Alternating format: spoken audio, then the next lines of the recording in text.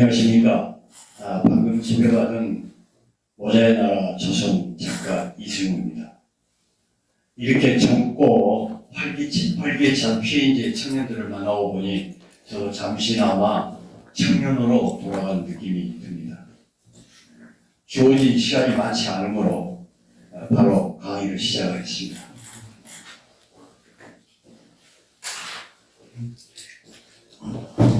잘 보이시나요? 화면 잘 보이십니까? 네.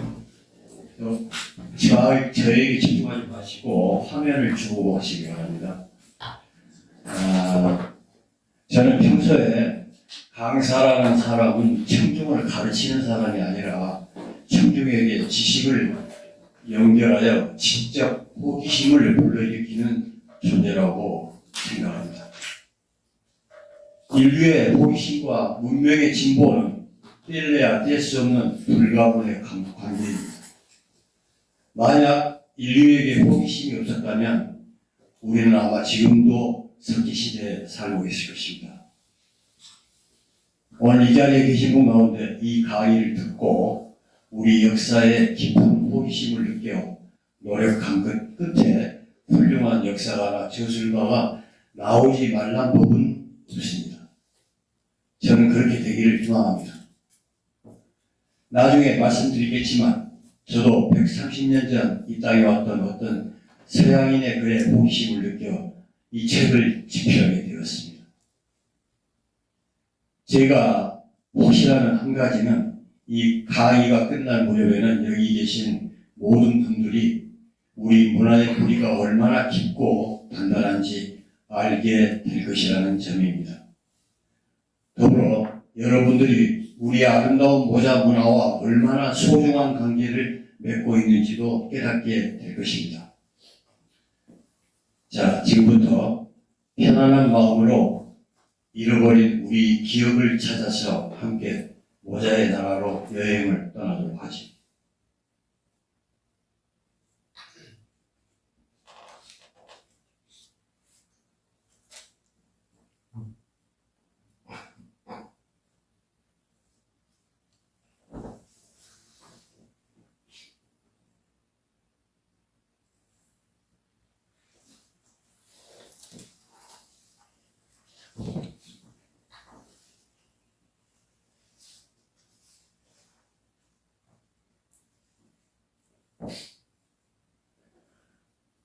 먼저 보시겠습니다. 보면 볼수록 기분이 상쾌해지는 이 사진은 3년 전 영국 대사로 부임했던 김건 대사 부부가 영국 여왕에게 신임장을 제정하기에 버킹엄 궁전에 도착했을 때의 모습입니다. 대사는 갓을 쓰고 청도포를 입은 전형적인 조선 성비의 차림이며 부인은 예복인 당의를 입고 있습니다. 당시 런던 시민들의 이목을 집중시켰던 모습입니다. 여러분은 이 사진에서 어떤 생각이 드십니까?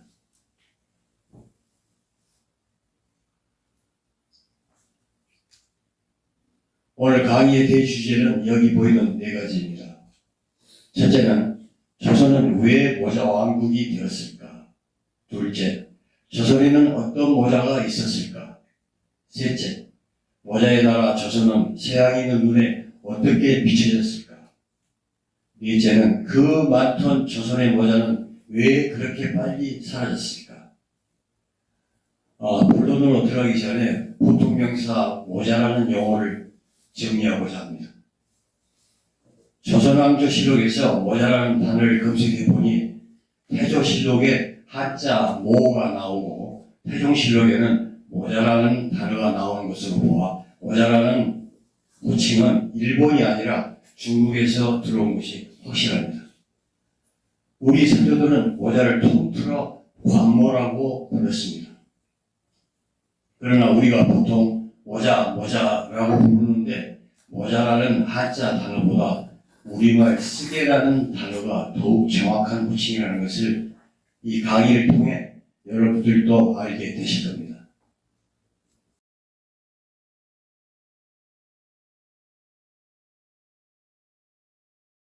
자, 그러면 조선은 왜 모자왕국이 되었을까? 여기에는 크게 보아 네 가지 원인이 있습니다. 첫째는 한민족의 상투 문화이고, 둘째는 한민족의 종두 사상과 의관 정제 의식입니다. 세 번째는 장구한 역사가 문화의 진보를 지속적으로 유도했기 때문이고, 네 번째는 조선의 엄격한 신분제도 때문이었습니다. 조선 초기엔 이 네 가지 원인이 비교적 유연하게 작용하여 모자의 종류가 조금씩 늘어났지만, 조선 중기 이후부터는 사대부 양반들이 상민과의 신분차별을 강하게 요구함에 따라 모자의 종류가 급격하게 증가했습니다. 이렇게 급증한 모자는 그 사람의 신분과 직업, 심지어는 빈부의 차이까지 나타내는 사회적 암호가 되었습니다. 따라서 조선의 모자는 신분제도라는 성리학적 요구와 아름다움을 추구하는 인간의 욕망까지 어우러져 수많은 종류로 분화 발전했습니다. 먼저 한민족의 상투 문화에 관해 알아보겠습니다. 상투가 동이족의 전통이었다는 것은 약 5,000년 전 동이족이 거주했던 홍사 문화의 유적지인 중국의 연영성 지역에서 옥고가 다수 출토됨으로써 밝혀졌습니다. 옥고란 상투를 흘러내리지 않도록 고정시키는 물건으로 옥으로 만들어졌습니다. 상투는 한자어 상두에서 나온 말로, 상두는 곧 북두칠성을 가리킵니다. 상투는 북두칠성을 숭배하는 우리 조상의 칠성신앙에서 나온 것으로, 한민족은 상투를 북두칠성과 인간을 연결해주는 상징으로 여겼기 때문에 무엇보다도 중요하게 생각했습니다.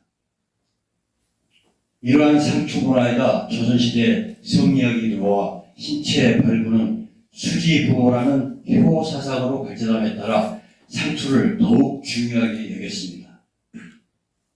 혹시 이 자리에 신체 발부는 수지 부모라는 한문의 뜻을 아시는 분 계신가요? 아시죠? 신체 발부는 수지 부모. 우리 몸의 모든 것은, 그러니까 이 머리털까지도 부모에게서 받은 것이라는 얘기죠. 그래서 함부로 해서는 안 된다라는 것이 신체 발부는 수지 부모라고 이렇게 말합니다. 여기에서 잠깐 한중인 상북 남자들의 머리 모양에 어떤 차이가 있는지를 보겠습니다. 먼저 오른쪽 사진은 일본 사무라이들이 머리 모습인 천마개입니다.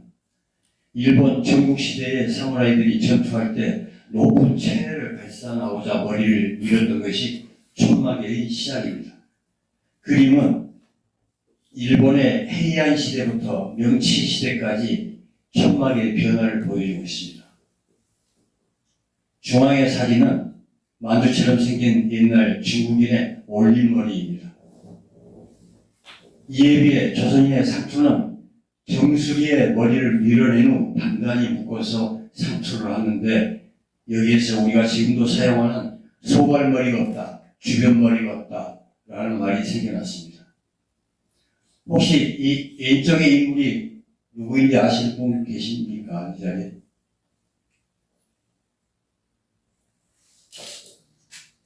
이 인물, 왼쪽에 조선인의 상투를 들고 있는 분 아시는 분? 한 분도 안 계시나요? 말씀을 안 하시겠죠? 몰라? 바로 동학혁명의 주인공 녹두장군 정봉준입니다. 이 모습은 정봉준이 일경에 체포되어 갈 때의 그 모습입니다.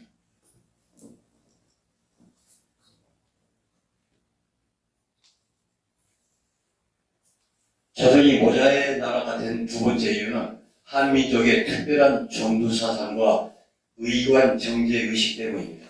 한민족은 세계 어느 민족보다 머리를 귀하게 여깁니다. 지금도 우리 사회에서는 함부로 남의 머리를 만지는 것을 금기시하고 있습니다. 현대 한국 사회의 팽배한 서열 문화는 이 존두 사상에서 비롯되었음이 확실합니다. 또한 한민족은 옷을 입을 때 항상 모자를 갖추어 의관을 정제하였습니다. 이 존두 사상과 의관 정제의식이 조선 선비 사상의 핵심이 되었습니다. 여기에 한민족의 존두 사상과 의관 정제의식을 잘 보여주는 에피소드가 있습니다. 먼저 존두 사상에 관한 에피소드를 차지현 씨가 소개해 주십시오.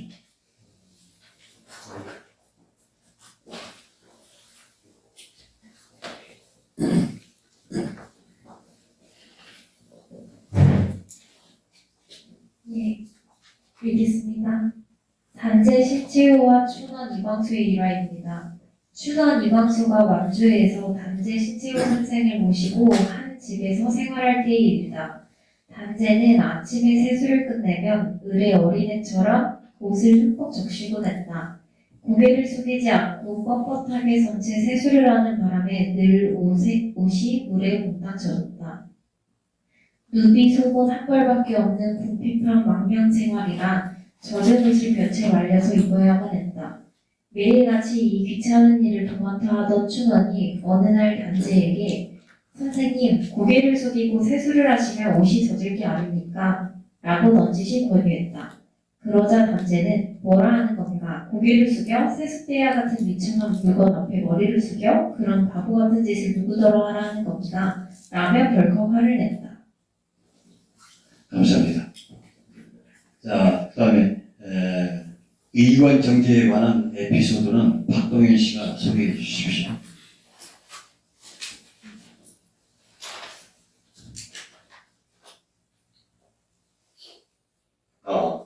윤치호의 일기 5월 24일 뛰고 비행됩니다.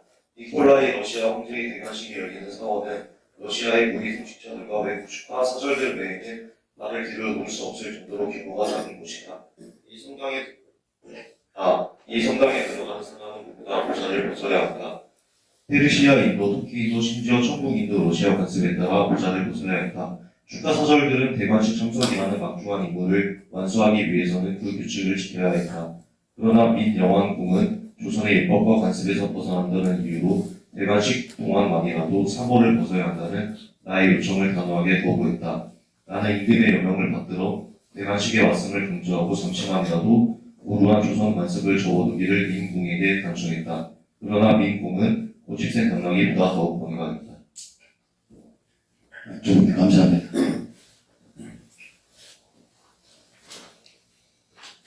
조선이 왜 모자왕국이 되었는가? 그 세 번째 이유는 조선왕조가 518년이라는 오랜 기간 동안 왕조가 계속되었기 때문입니다.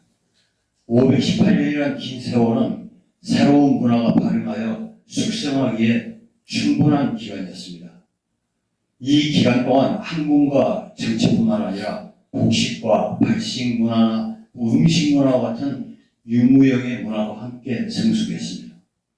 따라서 조선의 장구한 역사는 일관되게 문화의 지속성을 가져왔으며 이 문화의 지속성이야말로 문화의 진보에 꼭 필요한 조건입니다. 조선은 장구한 역사, 문화의 지속성, 문화의 진보라는 삼박자가 잘 맞아떨어졌던 나라라고 할 수 있습니다. 여기에서 한중일 삼국에 있었던 각 왕조의 전속기간을 알아보겠습니다. 중앙에 중국입니다. 여러분이 잘 아시는 진시황제가 세운 진나라는 개국한 지 겨우 16년 만에 멸망했습니다. 또한 그토록 강성했던 수나라도 고구려를 4차례나 침략하다 38년 만에 멸망했습니다. 우측에 보이는 일본은 막부 정권에 따라 길어야 300년 미만입니다. 가마쿠라 149년, 무로마치 238년, 도쿠가와 265년. 이에 비해 한국의 왕조가 중국과 일본에 비해서 압도적으로 길다는 것을 이 표에서 알 수 있습니다. 왜 한반도의 왕조가 중국과 일본에 비해 압도적으로 장구할까라는 수수께끼는 지금도 많은 사학자들의 연구 과제입니다. 마지막으로 조선이 모자왕국이 되었던 가장 큰 원인은 조선의 엄격한 신분 제도 때문입니다. 조선은 성리학이라는 당대 최고의 철학적 사상 위에 세워진 세계 최초의 국가이기 때문에 성리학을 빼고 조선을 논한다는 것은 마치 이순신을 빼고 임진왜란을 논하는 것과 같습니다. 조선 초기 조선 정부와 정도전 등 개국 공신들은 철저한 신분제도로 유교 국가를 세우고자 했습니다. 그들은 신분제도로 질서가 잡히면 성리학적 이상국가를 만들 수 있다고 생각했습니다. 이들은 군신관계, 부자관계, 부부관계, 주인과 노비, 양반과 상민 사이의 수직적 지배와 예속관계라는 성리학적 질서를 세우기 위해서는 백성들의 신분을 쉽게 구별할 수 있어야 한다고 생각했습니다. 그렇다면 신분에 따라 머리에 모자를 씌우는 것이야말로 신분 구별의 가장 좋은 방법이 아니겠습니까?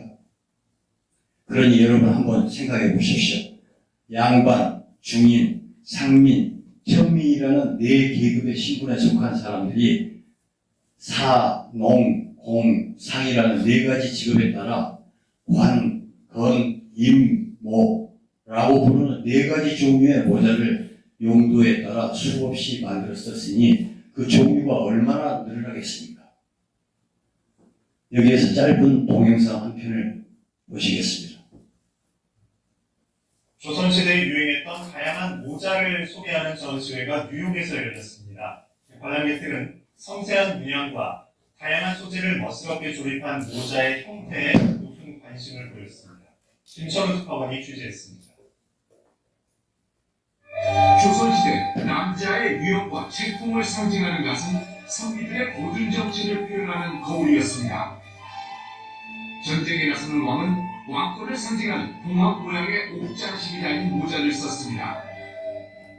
어린 위엄 모자에 병치 없이 자녀들이 성장하길 바라는 부모의 마음을 담아 십장생 문양을 새겨 넣었습니다. 미국 뉴욕주에서 열린 전시회에서 조선시대에 유행했던 다양한 모자 130여 등이 소개됐습니다. 드라마나 영화를 통해 다양한 형태의 조선시대 모자를 접하면서 한국 모자 문화에 대한 미국 현지인들의 관심이 높아진 상황. 관람객들은 모자 제작 과정과 모자의 기능, 의미까지 알게 돼 한국 전통 문화의 매력에 더욱 흠뻑 빠졌습니다.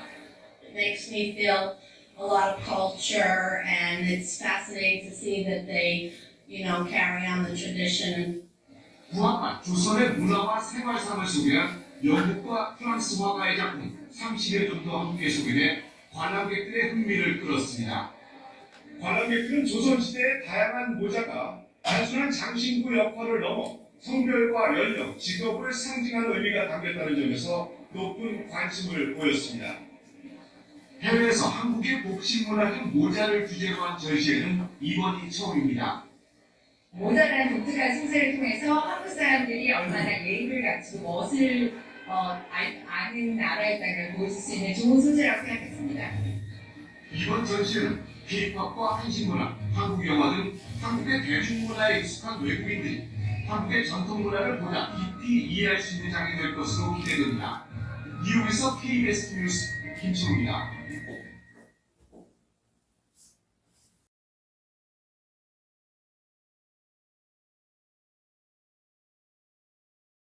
오늘의 두 번째 주제로 조선에는 어떤 모자가 있었을까?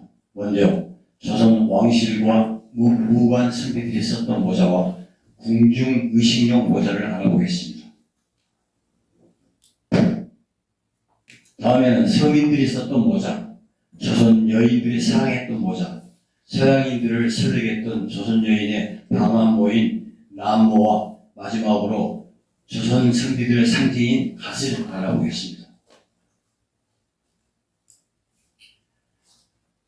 지금부터 소개하는 모자는 조선의 수많은 모자 가운데 극히 일부분에 불과하다는 점을 유념하시기 바랍니다. 또한 시간 관계상 자세한 설명을 할 수가 없음을 양해해 주시기 바랍니다. 먼저 왕실용 모자를 보겠습니다. 면류관은 고려 때부터 왕의 측이나 왕실의 혼례, 왕과 왕세자가 착용했던 예장용 관모입니다. 왼쪽에 보이는 원유관은 경축일에 왕이 신하의 조화를 받을 때 조복에서 착용하던 관모입니다. 중앙의 익성관은 왕과 왕세자가 편전해서 업무를 보며 쓰던 관모입니다. 익성관은 매미 날개 모양의 소각 2개가 하늘을 향해 있습니다. 국왕은 이슬과 수액만을 먹고 사는 매미를 본받아 사십 없이 국사에 임하라는 경계의 뜻이 있습니다. 우측에 보이는 통청관은 1897년 고종이 조선을 대한제국으로 왕을 황제로 높인 뒤에 황제의 간으로 채택했던 것입니다. 왼쪽에 보이는 축전입은 실처럼 가는 대나무살로 만들어진 흑상품의 전립으로 특별한 궁중 행사가 있을 때 왕이 융복에 착용했던 관모입니다. 공장에 깃털을 달고 정수기에 옥으로 만든 해오라기를 앉히며 뒷면에 용을 새긴 밀화를 부착하여 국왕의 이염을 높였습니다. 우측에 보이는 전립은 화살이 뚫지 못할 정도로 짐승의 털을 단단히 다져 매우 견고합니다. 왕을 상징하는 용을 새긴 밀화와 공작 깃털을 달았습니다. 공정책 또는 공정극계책은 왕세자와 왕세손이 관례 전에 쌍동계, 즉 쌍상투를 하고 쓰던 관모로 정수기 부분이 터져 있습니다. 가끔 TV 시대극에 등장하는 것을 보았습니다. 화관은 궁지의식이 있을 때 왕비와 공주 등 왕족이 착용했습니다. 왕실용 화관이나 족돌이는 사대부나 양망가에서 쓰던 화관과는 장식에 많은 차이가 있어 그 격조가 매우 높습니다. 문무관 선비는 어떤 모자를 즐겨 썼을까? 먼저 금관 또는 양관이라 부르는 관모는 조선시대 국경일 또는 조칙 반포 시에 문무백관이 조복에 착용하는 것입니다. 제관은 국가의 제사를 지낼 때 문무백관이 쓰던 관모입니다. 중앙의 흑사모는 고려와 조선의 관리들이 일상복과 공복에 가장 많이 착용했습니다. 축사와 말총으로 만들어 그 위에 명주를 입혀서 사모라고 불렀습니다. 서민들에게는 혼례 때만 착용을 허용했던 관모입니다. 그래서 사모 관대라는 말이 여기에서 나왔습니다. 우측에 보이는 백사모는 국상을 당했을 때 관리들이 쓰던 관모입니다. 옥놀입은 극상품 가세 모정에 옥으로 만든 해오라기를 장식한 갓을 말합니다. 당상관 이상의 고급관리가 쓰던 모자입니다. 해오라기는 청렴을 상징하는 조류입니다. 흥리, 즉 갓은 조선의 사대부 선비들이 가장 사랑했던 대표적인 관모로 축사나 말총등으로 만들었습니다. 축사는 실처럼 가느다랗게 점인 대나무 실을 말합니다. 우측에 보이는 백립은 국상을 당하거나 부모의 상을 당했을 때 쓰는 갓입니다. 국상이 났을 때 가난한 선비들은 갓이나 해랭이에 하얀 종이를 붙여서 쓰기도 했습니다. 여러분들이 잘 아시는 정자화는 선비들이 주로 집에서 착용하던 대표적인 관모로 망건이나 판건 위에 썼습니다. 정자화는 직선으로 처리된 날카로운 모서리가 선비다운 풍물을 보여주며 단층, 2층, 3층 정자관으로 구별됩니다. 상투화는 예의를 지키고자 맨 상투를 가리는 관모입니다. 우측에 보이는 망건은 상투를 틀 때 머리가 흘러내리지 않도록 이마에 두르는 관모입니다. 망건의 양쪽에 관자를 다는데 여기에서 우리가 부르는 관자놀이라는 말이 생겨났습니다. 꼬마 신랑들이 첫날 밤 꽉 조여맨 망건 때문에 머리가 아프다고 울어서 신부가 곤욕을 치렀다는 기록이 간혹 보입니다. 왼쪽에 탕건은 간 밑에 받쳤던 건으로 상투를 가리기 위해 사용했습니다. 우측에 보이는 감투는 탕건과 비슷하나 턱이 없이 밋밋합니다. 말총이나 가죽, 헝겊으로 만들었습니다. 지금도 감투 썼다는 말을 종용하는데 여기에서 나온 말입니다. 왼편의 검정색 유고는 공부하던 유생들이 향교나 성균관에서 착용하던 관모입니다. 가운데 보이는 거친 상대로 만들어진 유건은 선비들이 집안에 상사가 있을 때 쓰던 부거입니다. 우측의 복건은 사대부와 유생들이 착용해서 점차 사용이 줄어 오늘날에는 아동들의 돌잔치에서 간혹 보입니다. 무관용 전립은 돼지 털과 같은 짐승의 털을 다져서 만들었습니다. 오른쪽에 백전립은 국상이 있을 때 무관들이 쓰던 전립입니다. 왼쪽에 저고립은 돼지 털을 다져서 만든 하급 병사용 전립입니다. 보기와 달리 화살이 쉽게 뚫지 못할 정도로 견고했습니다. 오른쪽에 조립은 조선철에는 당상관 이상의 고급 무관이 착용하던 관모였으나 조선 말에는 품위가 없다 하여 무당용으로 전락했습니다. 자, 장군용 투구를 보겠습니다. 이쪽에 보이는 간주형 투구는 조선시대의 대표적인 투구입니다. 이 투구는 보통 철로 만드나 가죽으로 만들기도 했습니다. 중앙에 조성인 투구는 원수급 장군이 썼던 투구로 사진은 정조대왕이 행차 때 썼던 투구입니다. 오른쪽에 두정 투구 역시 원수형 투구로 전체적으로 조성인 투구와 비슷합니다. 다음은 병사용 투구입니다. 왼쪽에 청주는 조선 중기까지 고급 지휘관이 썼던 철제 투구로 챙이 넓어 중세 유럽의 병사들이 썼던 헬멧과 비슷합니다. 중앙의 원주는 청주와 비슷하나 챙이 없으며 철판을 잇지 않고 통으로 만든 투구입니다. 하급 병사용으로 오늘날의 첼로와 비슷합니다. 우측에 보이는 등투구는 하급 병사용 투구로 등나무 가지를 엮어서 만들었습니다. 흥선 대원군이 군비 방아책으로 만든 투구였으며 활이 뚫지 못할 정도로 견고했습니다. 궁중에서는 왕가의 혼례 등 각종 의식과 외국 사신 환영연회가 많이 열렸습니다. 그렇다면 궁중의식에서는 어떤 모자를 썼을까요? 각건은 춤을 추던 무종들이 쓰던 예장용 모자입니다. 모자가 각이 져서 각건이라 불렀습니다. 우측에 보이는 진영가는 악의 문물을 추는 악공들이 썼던 모자입니다.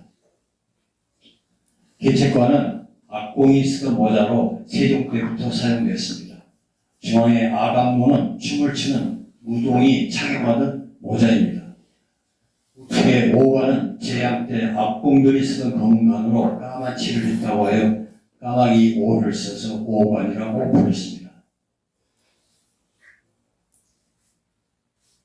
다음은 서민용 모자를 보겠습니다. 제일 위에 보이는 대표랭이는 이음매 없는 일체형 모자로 가볍고 통풍이 잘 되어 남녀노소가 무더운 여름에 많이 썼습니다. 오른쪽의 페랭이는 역절, 도부상, 백정 등 하층 계급이 주로 사용했던 모자입니다. 역절은 검은색의 페랭이를 쓰고 도부상들은 양쪽에 흰 목화솜을 달아서 직업을 나타냈습니다. 초립은 가는 왕골이나 대나무살을 엮어 만들었습니다. 조선 초기에는 신분 구별 없이 사용하다가 중기 이후에는 관례를 마친 미혼 소년들이 많이 작용하여 이들을 초립동이라고 불렀습니다. 삿갓은 대나무나 갈대로 만들어 햇빛이나 비를 막는 용도로 썼습니다. 부녀자들이 외출할 때 얼굴을 가리는 뇌용으로 사용하기도 했습니다. 우측에 보이는 방갓은 삿갓과 비슷하나 네 귀가 둥근 꽃 모양으로 파여 있어 삿갓과는 구분됩니다. 상중에 있는 상제가 썼으며 서양의 선교사들이 이 방갓으로 목숨을 구했다는 기록이 자주 보입니다. 때문에 방갓은 천주교의 한국 정착에 많은 기여를 했다고 할 수 있습니다. 왼쪽에 보이는 번거지는 주로 가마를 매는 가마꾼들이 쓰던 모자로 돼지털 같은 짐승의 털을 다져서 만들었습니다.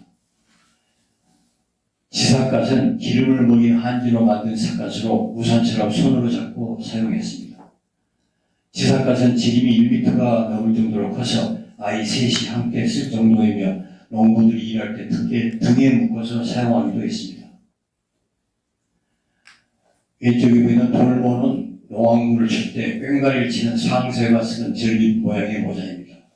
우측의 도롱이는 비와 추위를 막기 위해 어깨에 두르는 일종의 비옷으로 제주 지역에서 많이 사용됐으나 비닐이 보급되자 자취를 감추었습니다. 서민용 모자 가운데 가장 독특한 모자로는 갈모를 들 수 있습니다. 갈모는 한지에 기름을 먹여 만든 우산 모자로 간혹 맨머리에 쓰기도 했지만 주로 비 올 때 갓을 보호하고자 갓 위에 썼기에 갓모라고도 부릅니다.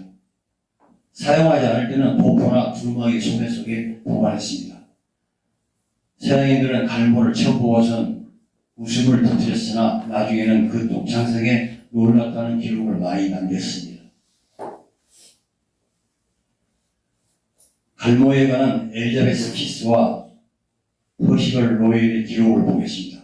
먼저 엘리자베스 키스의 글은 여성분들이 큰 목소리로 함께 읽어주십시오. 아래 퍼시벌 로일 글은 남성분들이 읽어주십시오. 자, 먼저 여성분들, 우리 엘리자베스 키스의 글을 읽겠습니다. 모자에 우산을 달겠다는 기발한 생각은 같이 읽으시죠. 여직원분들 다시 한번. 모자에 우산을 달겠다는 기발한 생각은 아마 비오는 날이면 우산 모자를 쓰고 다 자유스러우니 걱정없이 앉아서 이런 생각 저런 생각을 할 수도 있고 다음에 무엇을 먹을까 생각할 수 있고 자연을 이해할 수도 있습니다. 감사합니다. 아래 퍼시벌 로일은 남자 직원분들 좀 큰 소리로 읽어주시기 바랍니다. 시작. 처음부터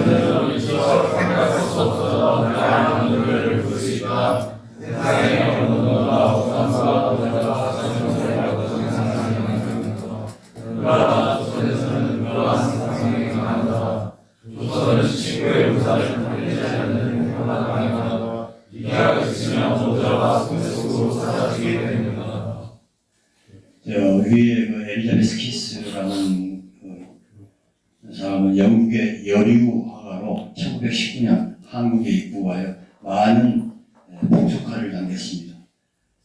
키스는 누구보다 한국과 한국인의 따뜻한 애정을 가졌던 화가입니다. 아래 그 퍼시벌 로일은 1883년 미국에 파견됐던 조선 보빙 사절단의 고문을 맡았던 사람으로 조선과 인연이 깊습니다. 나중에 천문학자가 되어서 화성의 문화와 화성인의 존재를 주장하기도 했습니다. 송납은 소나무 겨우살이로 엮어서 만든 모자입니다. 고깔처럼 생겼으나 정수리 부분이 뚫려 있습니다. 서양인들은 이 모자를 노란 거지 모자라고 기록했는데 이는 송납을 쓰고 집집마다 탁발을 하는 승려의 모습을 두고 한 말인 것 같습니다. 굴립은 대나무로 만들어 검은칠을 한 모자로 조선시대 무학대사와 유정대사가 착용했다고 알려졌습니다. 왼쪽에 보이는 말뚝번거지는 조선시대 노부이나 가마를 미는 하인들이 쓰던 모자입니다. 모정이 뾰족한 우측의 깔때기 정거는 의금부, 지금으로 말하면 경찰청, 의금부의 나졸이나 형을 집행하는 형리들이 쓰던 모자입니다. 지금부터는 조선 여성들이 가장 많이 사용했던 관모와 쓰개를 알아보겠습니다. 화관은 조선 여성이 혼례나 연애에 착용하는 대표적인 예관입니다. 관모라기보다는 머리 장식품으로 미적 가치가 무척 풍부합니다. 영경조 때 상류층들이 화관에다 값비싼 폐물로 지나치게 사치를 부려 이를 금지하는 왕명이 내리기도 했습니다. 실제로 화관은 여기 보이는 것보다 훨씬 다양한 종류가 있습니다. 족소리를 보겠습니다. 족소리는 부녀자들이 예복에 갖춰 쓰던 예장용 관모입니다. 폐물과 장식을 더한 족두리를 꾸민 족두리라고 하고 아무 장식 없이 밋밋한 족두리는 민족두리라고 부릅니다. 정차 족두리도 화관처럼 값비싼 폐물들이 더해져 사회적 문제가 되기도 했습니다. 평상시에는 흑색 족두를 쓰고 상중에는 백색 족두를 쓰는 것이 원래입니다. 꾸민 족두리 가운데 외봉 족두리는 중앙에 폐물을 끼운 봉이 하나만 있는 족두리이고 다봉 족두리는 폐물 봉이 여러 개인 족두리입니다. 다봉 족두리는 봉의 개수에 따라 7봉 족두리까지 있습니다. 전모는 여성들이 바깥 나들이나 말을 탈 때 쓰던 쓰개입니다. 기녀들이 전모에다 태극이나 나비 문양을 넣어 멋을 부리기도 했습니다. 지삭각과 거의 동일한 방법으로 만듭니다. 얼굴 전체를 가리지는 않지만 부녀자들이 얼굴을 가리는 뇌용으로도 사용되었습니다. 요즘 경복궁을 찾는 여성들이 간혹 쓰고 다니는 모습을 볼 수 있습니다. 가리마는 궁궐 내의원의 은혜용은 비단으로 만들었고 기녀들이나 국내 친선비와 무술비 등은 거침대로 만든 가리마를 썼습니다. 장옷은 일반 부녀자가 외출할 때 얼굴을 가리는 내외용 쓰개입니다. 조선 초기엔 서민층 부녀자들이 사용했으나 후기에는 사족의 부녀자들도 착용했습니다. 자주색 옷고름을 손으로 잡아 얼굴을 가리며 손에 팔을 꿰지 않고 사용했습니다. 쓰개치마는 부녀자들이 외출할 때 쓰는 뇌용 쓰개로 아무리 더운 날씨라도 쓰고 다녔습니다. 장옷이나 쓰개치마와 같은 뇌용 쓰개가 여인들을 보호하는 용도에 따른 의견도 있지만 제가 생각엔 조선 사대부 남성들의 지나친 남성 우월주의와 마초 증후군에서 나온 것으로 보입니다. 이런 종류의 뇌용 쓰개들은 현대 이슬람 여인들이 쓰는 차도르나 부르카와 다를 것이었다고 생각합니다. 면사포는 예장용 쓰개로 머리부터 상반신을 가리는 사각형 보자기입니다.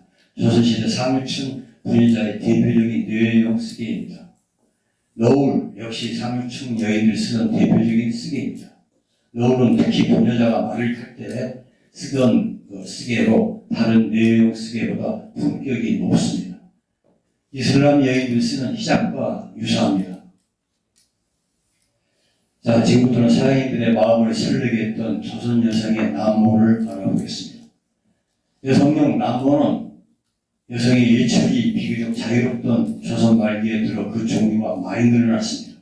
남모는 방한 기능뿐만 아니라 예복 대신 예장용으로 사용될 정도로 장식 기능이 뛰어났습니다. 여기서 잠깐 조선 여인의 남모에 관한 동영상 한 편을 보겠습니다.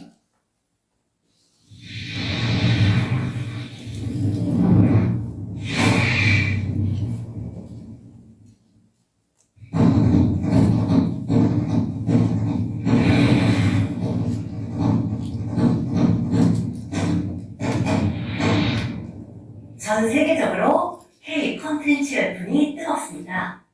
드라마, 음악, 영화 등 다방면의 K 콘텐츠를 통해 우리 문화가 주목받으면서 한국에 대한 세계인의 관심과 인식 변화를 이끌고 있는데요. 2019년 한 글로벌 OTT 플랫폼을 통해 공개된 한 드라마의 경우 조선시대에 창궐한 좀비라는 다소 생소한 내용이지만 전 세계적으로 인기를 모았죠. 그런데 드라마의 인기와 함께 또 다른 화제가 된 소식이 있었습니다. 바로 드라마에 등장하는 가수 비롯해 한국의 전통 모자에 대한 세계인들의 관심이 폭발적이라는 이야기인데요. 지금으로부터 약 150여 년 전에도 조선 모자에 대한 이 같은 열풍이 있었다는 사실 알고 계십니다.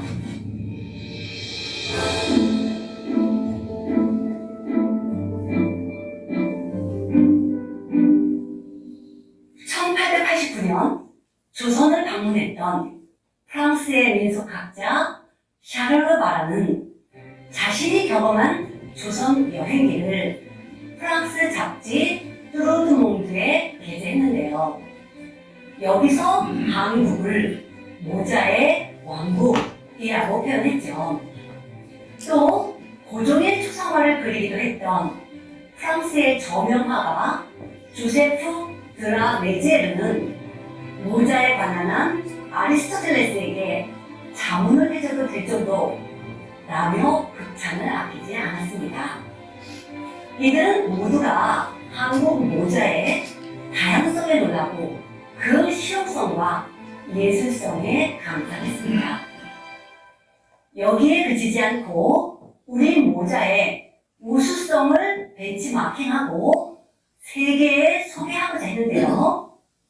오늘은 그 중에서도 난모, 그러니까 조선에서 겨울에 쓰는 방한모에 주목해 보겠습니다. 이것은 1900년 파리에서 열린 만국 박람회에 마련된 한국관의 풍경을 묘사한 그림인데요. 한국관 앞을 지나가고 있는 조선 사람 중 모자를 쓰지 않은 사람은 한 명도 없습니다. 그 중에서도 가장 눈에 띄는 사람은 정면 중앙에 당당하게 서 있는 한 여성인데요. 이 여성은 한쪽 다리를 앞으로 뻗고 가장자리에 모피를 두른 두루마기를 입고 있습니다. 팔에는 토시를 하고 손에는 주머니를 들었는데요. 거기에 붉은색의 아야니, 두루마기, 신발색과 조화를 이루어 마치 러베를 벗고 있는 패션 모델 같은 느낌을 줍니다. 아얌은 조선에서 겨울에 쓰는 방한모를 이르는 난모 중 한 종류인데요.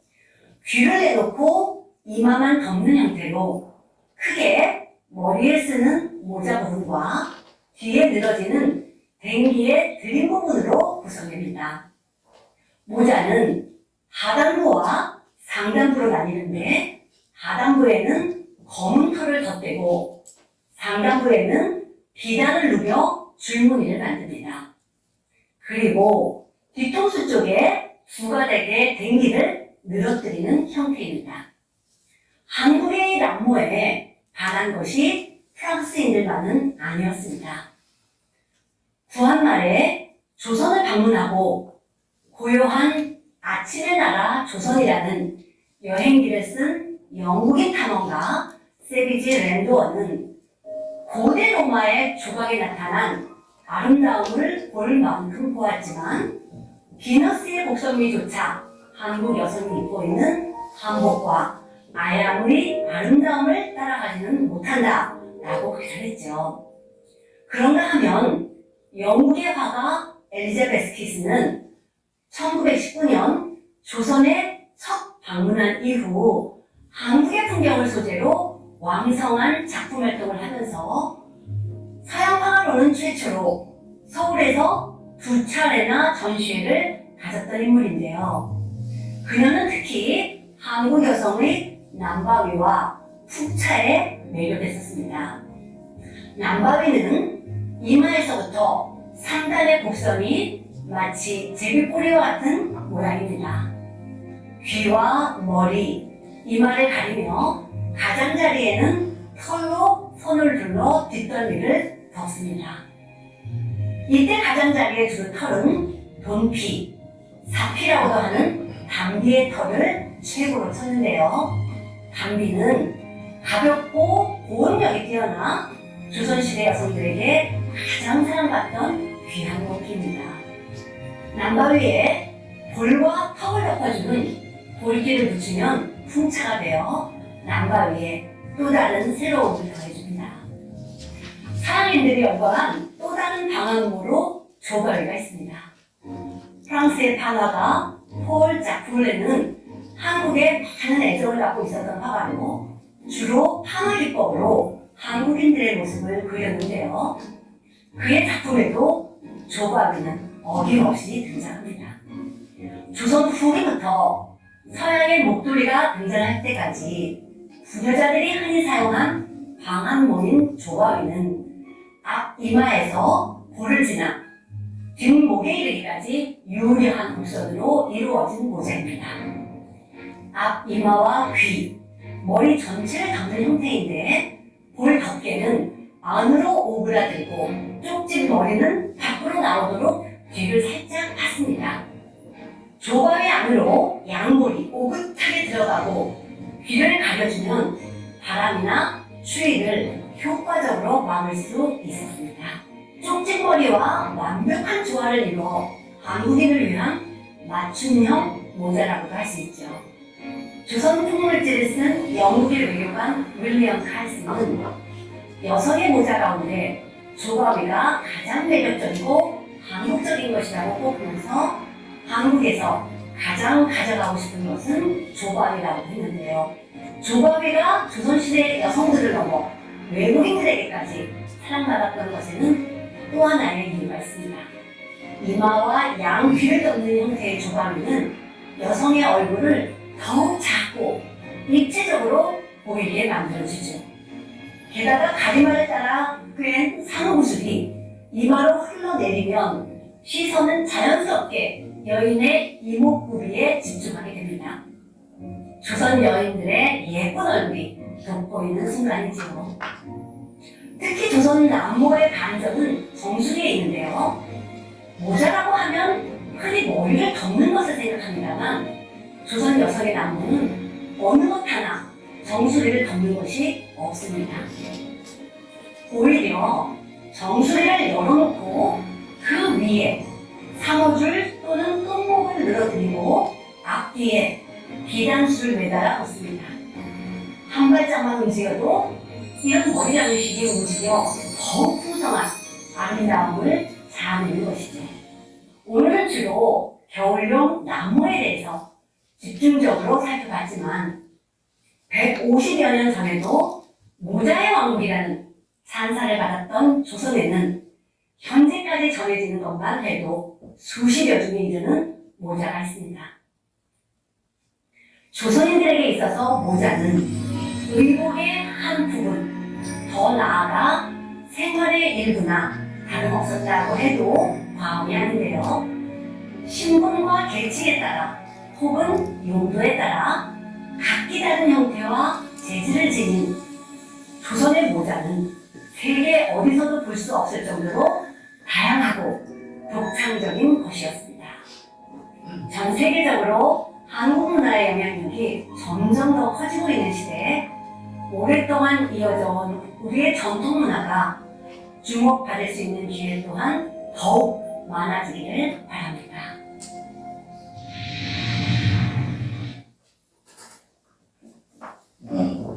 남부에 대해서는 그 동영상에서 모두 설명을 했으니까 간단히 지나가겠습니다.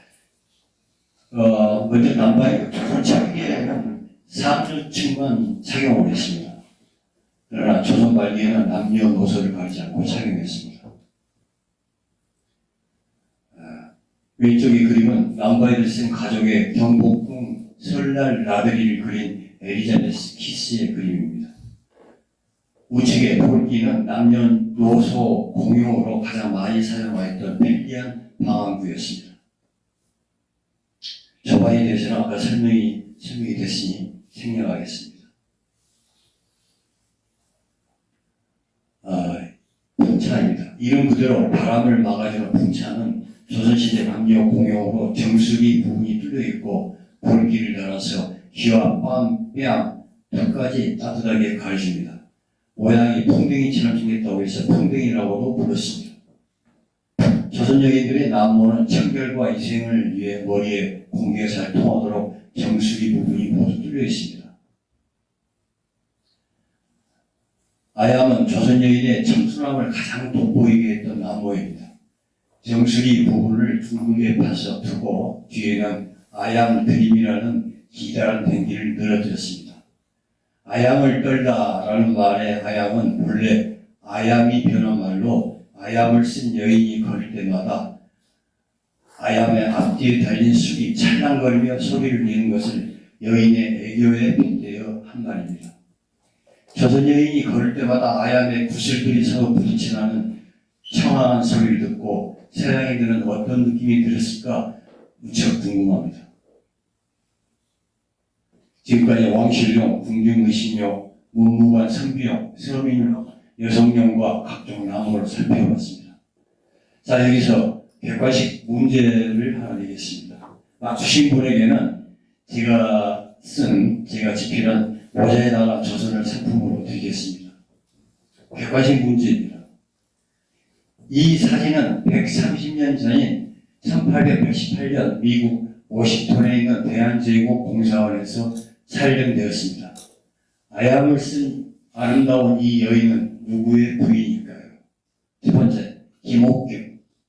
두 번째, 서재필. 세 번째, 이완용. 마지막으로 이승만. 아시는 분은 손을 들어주세요. 그리고 설명을 왜 이 사람을 선택했는지 이거 간단하게 설명을 좀 해주십시오. 자, 손 들고 앞에 네, 4번 이승만. 4번 이승만. 왜? 이승만이 그 독립운동 하던 곳이 미국에 그렇게 미국이었기 때문에 예, 아주 간단합니다. 이유가. 자, 다른 분은 또 손 한번 또 다른 분은 말씀해 보세요. 제가 쓴책 드리겠습니다. 정답 맞추시고. 오케이, 저 뒤에 여성분. 서재필. 왜 그렇죠? 이유가.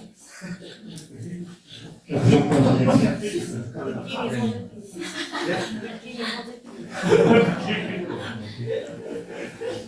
자, 또 다른 분도. 둘 남았습니다. 확률은 50%. 둘 남았습니다. 둘 중에 하나 답이라면. 둘 중에 하나가 답이라면 이제 확률은 50%. 자, 손 한번 들어보세요. 없습니까? 순서를 마시고 이완용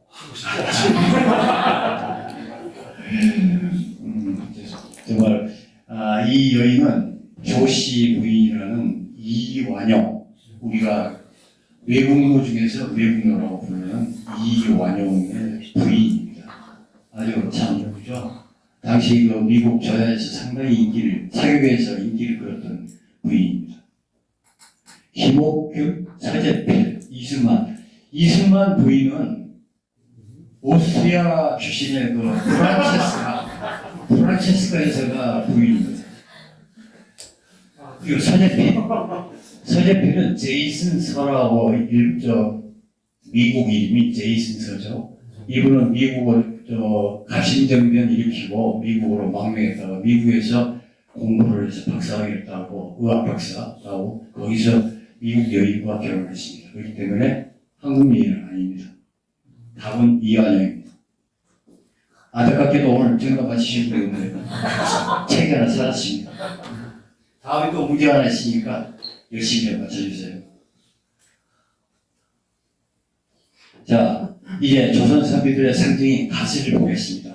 먼저 갓의 구조를 보면 갓은 크게 두 부분으로 나눌 수 있습니다. 갓은 배우라고 부르는 위로 솟은 부분과 챙이라고 부르는 양태로 구성이 되어 있습니다. 갓의 부분으로는 왕건, 각근, 통장, 관자, 턱에 매는 포백령 등이 있습니다. 참 옛날 분들 참 모자 하나 쓰기 참 힘들죠. 다 이걸 갖췄어요. 갖추지 않으면 이 갓에 대한 예의가 아닙니다. 서양인들이 갓을 보면서 3번 놀랐다고 합니다. 첫째는 그 크기에 놀라고, 두 번째는 크기에 비해 너무나 가벼운 것에 놀랐으며, 마지막으로 조선인의 정교한 손기술에 놀랐다고 합니다. 조선말이 이 땅에 왔던 비숍 여사는 갓의 무게를 정확히 50g으로 측정했습니다. 50g은 500원 동전 5개의 무게입니다. 갓은 머리카락 두께밖에 안 되는 초극세 축사로 만들어지기 때문에 숙련된 장인이 아니면 만들 수가 없습니다. 갓은 요즘 말로 하면 초정밀 공예품입니다. 여기에서 말하는 축사는 대나무를 갈고 다듬어 실처럼 만든 것을 말합니다. 왼쪽의 사진에 주목을 좀 해주십시오. 갓의 양태에 오랜 시간 인두질을 하여 완만한 곡선을 만드는 작업을 트집잡기라고 하는데, 우리가 흔히 쓰는 트집잡는다라는 말이 여기에서 나왔습니다. 우측에 보이는 사진은 갓의 꼭대기, 그 꼭대기 모정에는 전꽃이라는 아름다운 꽃 모양을 만들어 넣는데 이 전꽃은 갓을 만든 갓장이와 갓의 갓 주인 두 사람만이 알 수 있는 비밀스러운 다빈치 코드입니다. 상등품 갓의 가격은 고급 관리의 한 달 월급에 해당할 정도로 고가였습니다. 요즘으로 말하자면 최소한 300만 원 이상이었다는 얘기죠. 갓은 판건한이나 망건통이 아닌 갓집에 보관했으므로 갓은 신변 장식품 가운데 유일하게 자기 집을 소유했던 귀한 몸입니다. 이 갓은 시대에 따라 크기가 변했습니다. 이 챙이 넓어지면 대우가 낮아지고 챙이 좁아지면 대우가 높아졌습니다. 이 챙이 좁아지면서 대우가 높아지죠. 챙이 넓어지면서 대우가 낮아지고.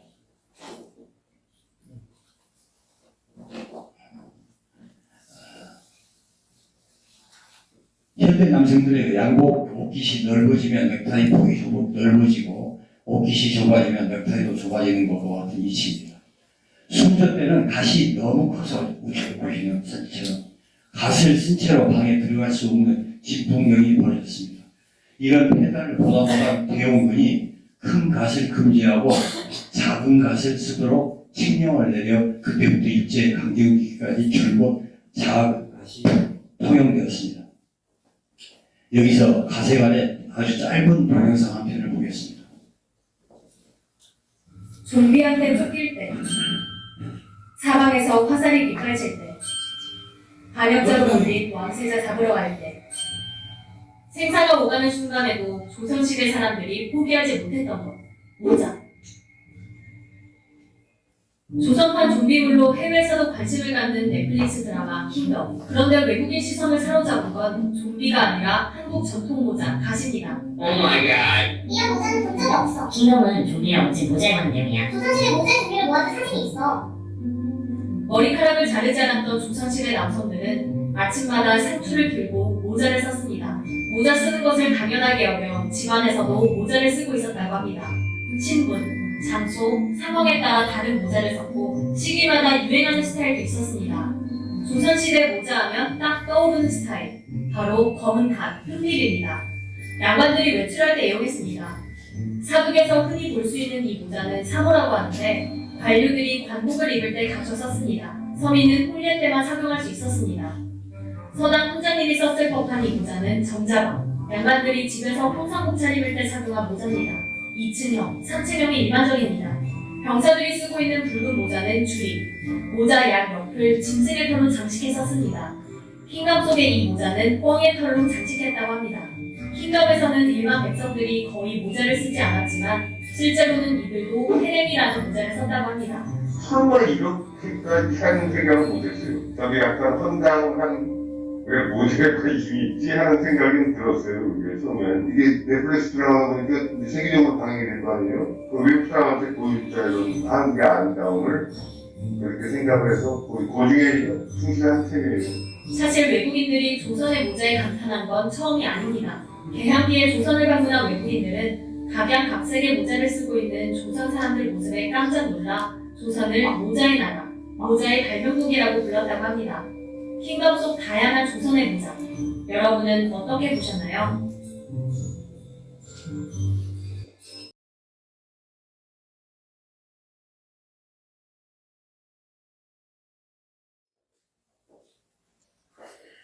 모자의 나라 조선은 서양인의 눈에는 어떻게 비춰졌을까요?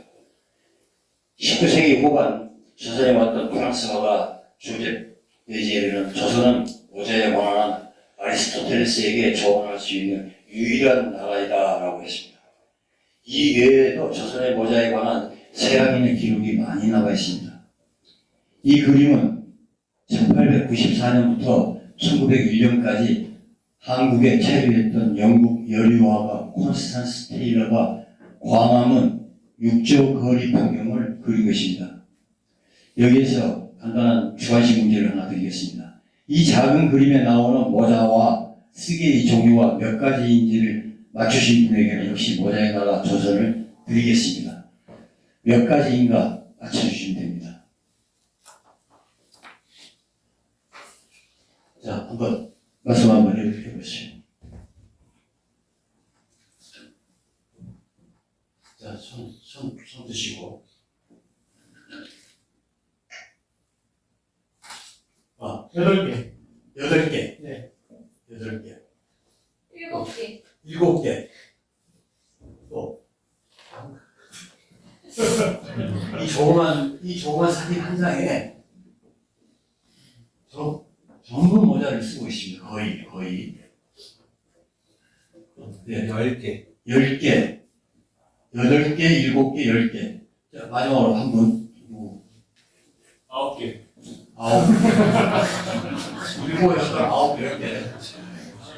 8, 10개. 이 중에 정답이 있습니다. 자, 한번 볼까요? 자, 여기서. 자, 이게 뭐죠? 아까 다 배웠죠? 우리 강의 시간에. 3호. 관리들이 쓰는 3호. 관리가 지금 말 타고 출근하는 길인 모양입니다. 여기 앞에 이 말제비가 있고. 그 다음에, 이건 뭐죠? 아까 방금 가시죠? 흙잎 2개. 그 다음에 이게 뭡니까? 이게 아까 배웠잖아요. 그 권례를 끝낸 그 미혼의 소년들이 쓰고 다니는 걸 초립동인데 초립동이 쓰고 있는 모자를 초립이라고 합니다. 초립.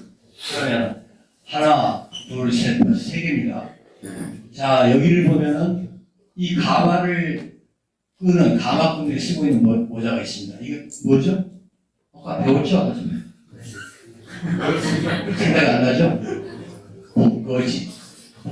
벌써 4개 나왔습니다. 본거지. 자, 그 가운데 여기 보면 이게 뭡니까? 삿갓. 또 삿갓하고 비슷한 거. 방갓. 삿갓은 여기에 이제 펴있지가 않고 있는데 방갓은 이제 꽃잎처럼 펴있죠. 방갓. 그럼 몇 개입니까? 하나, 둘, 셋, 넷, 5. 그래서 5개 나왔습니다. 5개. 그럼 여기 여자분이 쓰고 있는 것은 뭘까요? 여자분이 쓰고 아까 탑 배웠는데 장어 맞습니다. 장어십니다. 그럼 6개 나왔습니다. 자, 마지막으로 하나 나왔습니다. 마지막으로 하나. 7개 우리 차지현 씨가 맞췄어요. 마지막으로 여기 여성분들이 좀 담소적이죠? 쓰고 있는 것이 쓰개치마. 모두 이 자그마한 그림에 모두 7가지 모자가 지금 나와 있습니다. 우리 차지현 씨에게는 책을 드리겠습니다.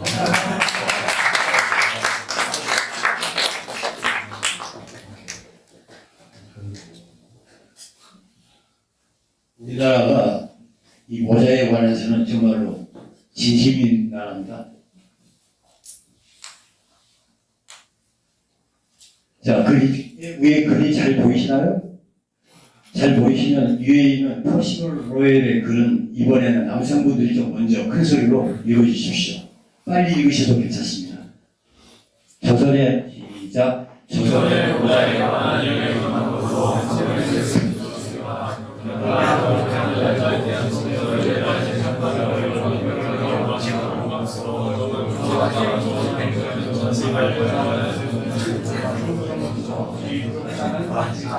부족하답니다. 네. 자, 아래에 보이는 에밀 스키스의 글은 우리 여자 직원분들이 또 이번에는 좀 큰 소리로 자, 시작.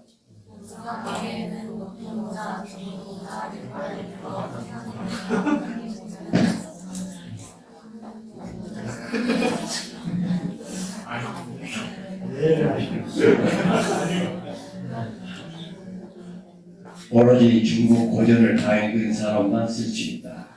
총각은 약혼식에서 노란 치프로 만든 둥그런 모자를 쓴다. 이게 바로 아까 말한 뭐죠? 초입이죠, 초입.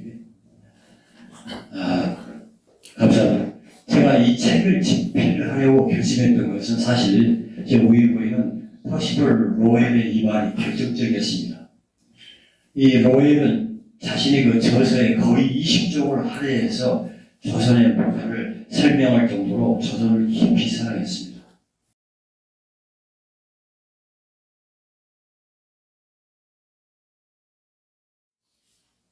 자, 이제 이 강의의 마지막 테마에 도착했습니다. 그렇다면 그 많던 조선의 모자는 왜 그렇게 빨리 이 땅을 떠났을까요?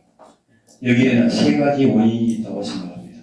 첫째, 1894년 가보개혁으로 노비제도와 신분제도가 혁파되었고, 둘째, 1895년에 강제적으로 시행되었던 단발령의 영향이 컸습니다. 세 번째는 일본의 파시오적인 식민 통치 때문이었습니다. 첫 번째, 1894년 가보개혁으로 노비를 사고 팔던 인신매매라는 조선 500년 최악의 악습과 양반과 상민이라는 반상제도가 혁파되었습니다. 뿐만 아니라 문을 숭상하고 무를 천시하는 문무정비의 차별과 연못죄를 범하는 삼족을 면한다는 연자제도 폐지되었습니다.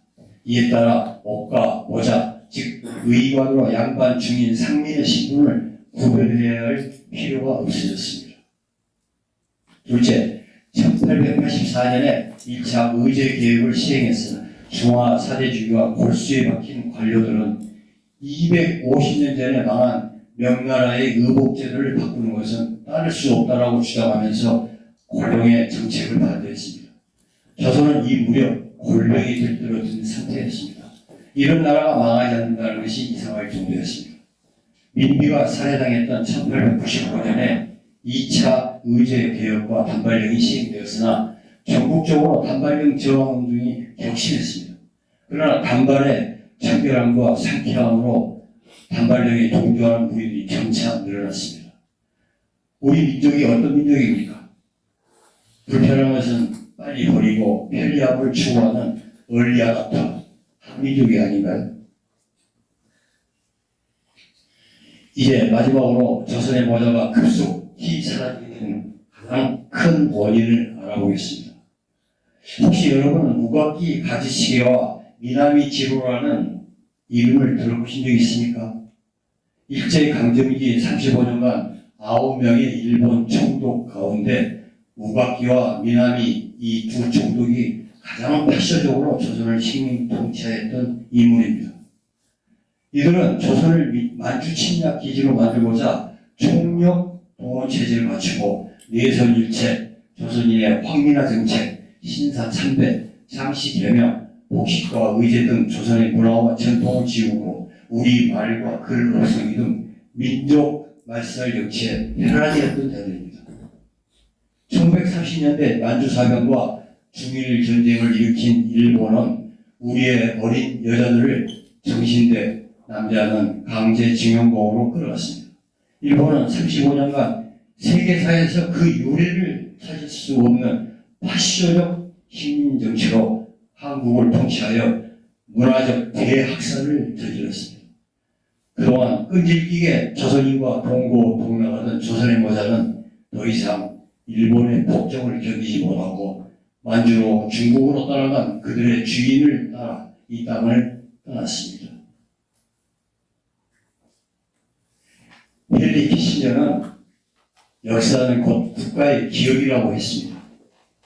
과거를 기억하지 못하는 것을 우리는 치매라고 부릅니다. 따라서 국가의 기억이 역사를 잊어버린 민족은 잠깐 치매에 걸렸다고 할 수 있습니다. 세월이 모든 상처를 없앤다라고 흔히들 말합니다. 그러나 저는 그렇게 생각하지 않습니다. 설령 상처가 나왔더라도 그 흉터는 지울 수가 없습니다. 일본이 우리에게 준 흉터는 우리 민족이 잠깐 치매에 걸리지 않는 한 자자손손 잠깐 유전될 것입니다. 자, 이제 이 강의의 종착역에 도착했습니다. 물론 여러분은 아시겠지만 대한민국은 여전히 독보적인 모자왕국입니다. 다만 과거와 다른 점이 있다면 조선시대에는 이 땅에서 우리만 쓰던 모자를 이제는 세계인이 쓰고 있다는 사실입니다. 한국의 3대 모자 회사인 영암모자, 유풍실업, P&G 코퍼레이션 이 3개 업체는 그대로 세계 빅3 모자 회사입니다. 영암모자는 모자왕 백성학 회장이 설립한 회사이며 유풍실업은 한국 최대 생산업체입니다. 여러분의 회사 P&G 코퍼레이션은 잘 아신 바와 같이 미국의 프로스코 제비교에 속한 모든 구단과 300여 개 대학팀에게 흰 모자를 공급하고 있습니다. 이런 사실로 보아 한민족의 피해는 거북선을 만들어 지금의 조선 강국이 된 것처럼 모자도 DNA가 잠깐 유전된 것이 아닌가 하는 생각을 하게 됩니다. 한 가지 분명한 진리는 세상에는 원인 없는 결과는 존재하지 않는다라는 것입니다. 제가 모자의 나라 조선이라는 책을 집필하게 된 것은 이 땅에서 우리의 선조들과 함께 500여 년을 동고동락하다가 어느 순간 자취를 감춰버린 조선의 모자에 대한 애틋한 연민 때문이었습니다. 저는 책을 집필하면서 많은 사실을 알게 되었습니다. 그중 가장 특별한 경험은 우리 문화가 얼마나 깊이, 얼마나 단단하게 이 땅에 뿌리를 내리고 있는지를 알게 된 것입니다. 우리 선조들은 가혹한 현실과 어리석은 군주의 통치하에서도 따뜻하고 품격 높은 인본주의 문화를 꽃피웠다는 사실을 알게 되었습니다. 이 강의를 통해 여러분들도 우리 문화에 대해 저와 동일한 시각을 갖게 되시리라 믿습니다. 또한 여러분들이 하고 있는 업무가 얼마나 우리 문화와 깊은 관계를 맺고 있는지도 알게 되셨을 겁니다. 오랜 시간 경청해 주셔서 대단히 감사합니다.